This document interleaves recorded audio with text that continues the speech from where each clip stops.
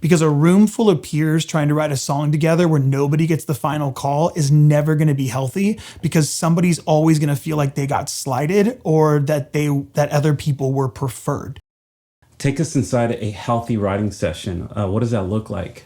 I think the healthiest so let's go with the most awful things you could do in a session where you're writing with other individuals: sarcasm, joking, any type of the hard part is sometimes our insecurities allow us to make statements, or jealousies or envy allow us to make statements in a room with a bunch of artists that will absolutely stifle and limit creativity every single time. We think we're being funny, but we don't realize that we have no idea what hurts or wounds the people in that room are carrying.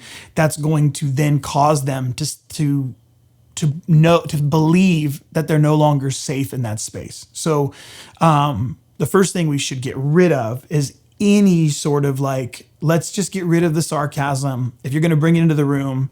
And if it's going to show up in the room, who's leading this space?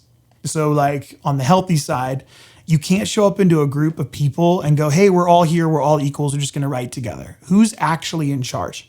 Because a room full of peers trying to write a song together where nobody gets the final call is never going to be healthy, because somebody's always going to feel like they got slighted or that other people were preferred. I guess what I would say is in order to minimize that or limit that, we can actually just get dads in the room, which make it really healthy. Dads or moms in that space that ultimately get the final say and ultimately get control of that room. So that way, if some sarcasm or some joking shows up that could be minimizing or feel hurtful,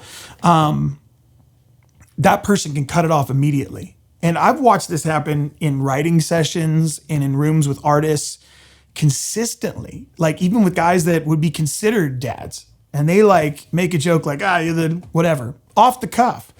And I don't think very many people pay attention to the fact that's it. You're going to get some ideas out, but they're not going to be the best ones. Because really the best ideas require such an immense amount of vulnerability, that if that room's not safe, you'll get a good chorus, maybe you'll get a hook, but it won't be the best. It won't be the good stuff that's really buried deep in the human soul, in the midst of someone's story, that requires days, weeks, months, years of trust building in order to get to it. And I think that's where some of the best songs are written, in rooms where the people in the room have been friends for years. That is life-changing. When you're sitting in a room and someone can say, that's not good, but keep going down that road. Follow that. And you're not it's not good, because you've been with the person for 5-10 years. I'll pass my stuff by my wife. Dude, she'll be the first person to be that song sucks. She'll be that melody's dumb and those lyrics are lame. They're cheesy. And I'm wow, I thought they were really profound.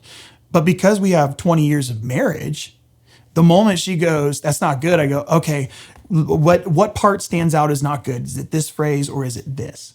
And to have that in a writing session, dude, that's why we need community that's not just business. If it's just business, crap idea, good idea, crap idea, good idea, you'll get good stuff, but you won't get that culture shifting, atmosphere shaking stuff that is like magic. It just rarely happens.